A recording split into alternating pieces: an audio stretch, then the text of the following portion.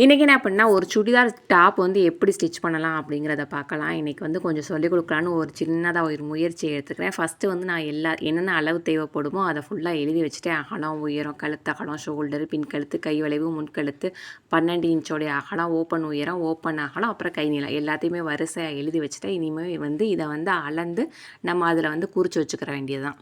First வந்து அகலம், இந்த அக்குள்லேருந்து அந்த அக்குள் வரைக்கும் நம்மளுக்கு எவ்வளோ அகலம் இருக்குதோ அதுதான் அந்த சுடிதாரோடைய அகலம். எனக்கு வந்து 20 இன்ச்சு இருந்துச்சு. அதில் வந்து பாதி வந்து 10 ப்ளஸ் தையலுக்காக ஒரு 1.5 இன்ச்சு நான் வந்து சேர்த்துக்கிட்டேன். அதுக்கப்புறம் வந்து உயரத்தை வந்து நம்ம எப்படி அளக்கணும்னா, சுடிதாரை வந்து நல்லா ஃபுல்லாக விரித்து போட்டுக்கணும். அந்த ஷோல்டர்லேருந்து கீழே வரைக்கும் அளக்கணும். ஷோல்டருக்கு மேலே வந்து உள் பக்கத்தில் கொஞ்சம் ஒரு 1/2 இன்ச்சு துணி போயிருக்கும் இல்லையா, அந்த 1/2 இன்ச்சுக்காக அந்த டேப்பில் வந்து ஒரு மார்க் இருக்கும். அந்த ஸ்கேல் மாதிரி ஒரு பகுதி இருக்கும் இல்லையா, அதை வந்து மேலே விட்டுட்டு அதுக்கு மிச்சம் உள்ள டேப்பை வந்து மேலேருந்து கீழே வரைக்கும் வச்சு அளக்கணும். எனக்கு வந்து 40 இன்ச் வந்துச்சு. அதோட கீழே மடித்து தைக்கிறதுக்காக நான் 1 இன்ச்சு சேர்த்து 40 கூட்டல் 1 அப்படின்னு சொல்லி எழுதிக்கிட்டேன். அதுக்கப்புறம் நம்ம என்ன அளக்க போகிறோம் அப்படின்னா, கழுத்தோடைய அகலம் தான். சுடிதாரை வந்து 2ஆக லேயர் பண்ணிவிட்டு அதில் வந்து இந்த ஷோல்டரும் அந்த ஷோல்டரும் ஒன்றா இருக்கிற மாதிரி கரெக்டாக மடித்து வச்சுக்கணும். அந்த ஷோல்டர்கிட்ட நம்ம ஹேண்டை வச்சு அதுக்கப்புறம் வந்து அந்த டேப்பை வந்து இந்த எல் சைஸில் வந்து நம்ம வச்சோமாக்கோ அங்கேருந்து இங்கே வந்து எவ்வளோ அளவு இருக்கோ அது வந்து நம்மளுக்கு தெரிஞ்சிடும். அதில் வந்து ஒரு 1/4 இன்ச்சு கம்மி பண்ணிவிட்டு நம்ம வந்து அதை கழுத்து அகலமாக மார்க் பண்ணிக்கிற வேண்டியதான். எனக்கு 3.25 இன்ச்சு வந்துச்சு. நான் அதை வந்து 3 இன்ச்சாக வந்து மார்க் பண்ணிக்கிட்டேன். அதுக்கப்புறம் ஷோல்டருக்கு வந்து கை பகுதியில் வந்து ஒரு 1/2 இன்ச்சு போகும் இல்லையா, அதுக்காக அந்த ஸ்கேலை வந்து வெளிப்பகுதியில் வச்சு அதுக்கப்புறம் வந்து நம்ம அளந்துக்கிறணும். அது வந்து ஒரு 4.25 இன்ச்சு வந்துச்சு.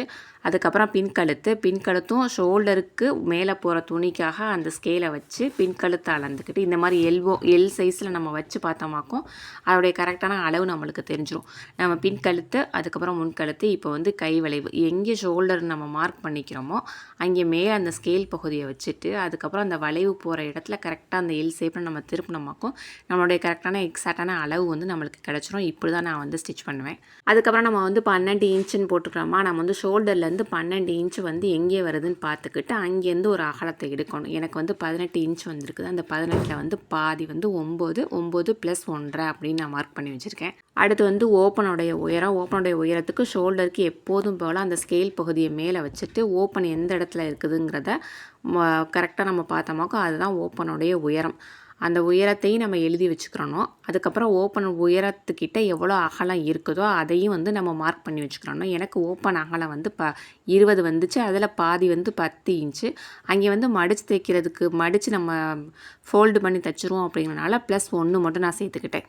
இதுக்கப்புறம் வந்து கையோடைய நீளம் தான் நம்ம அளக்க போகிறோம். கையோட நீளம் எப்படின்னா, எப்போதும் போல அந்த ஸ்கேல் பகுதியை வந்து உள்ளே வச்சுருக்கணும். ஏன்னா நம்ம அது வந்து தையலுக்காக விடுற அளவு, அந்த அளவையும் சேர்த்து அளந்தமாக்கு எனக்கு 16.5 இன்ச்சு கைக்கு வந்துச்சு.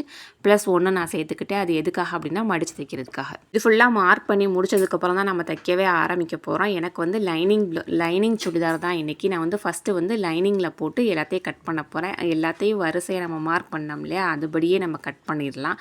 ஃபஸ்ட்டு வந்து துணியை 4 ஃபோல்டிங்காக போட்டுட்டு மூடின பகுதி வந்து உங்களை பார்த்து இருக்கிற மாதிரி வச்சுக்கோங்க.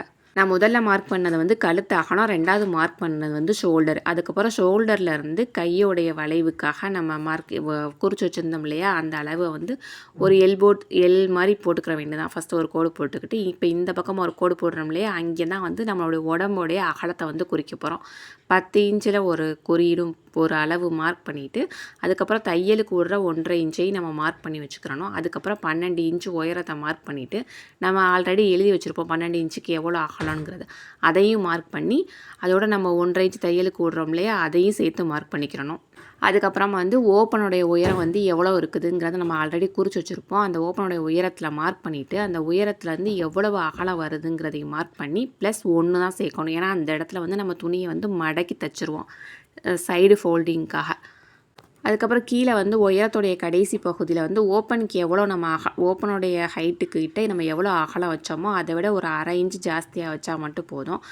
அதை மார்க் பண்ணிவிட்டு நம்ம மார்க் பண்ண இடத்துலலாம் கரெக்டாக அந்த வளைவு வர்ற மாதிரி போடணும். இது வந்து அளவு வந்து ரெடிமேட் ப்ளவுஸ் கொடுத்தனால சென்டரில் வந்து அந்த அளவுக்கு வந்து வளைவே இல்லை.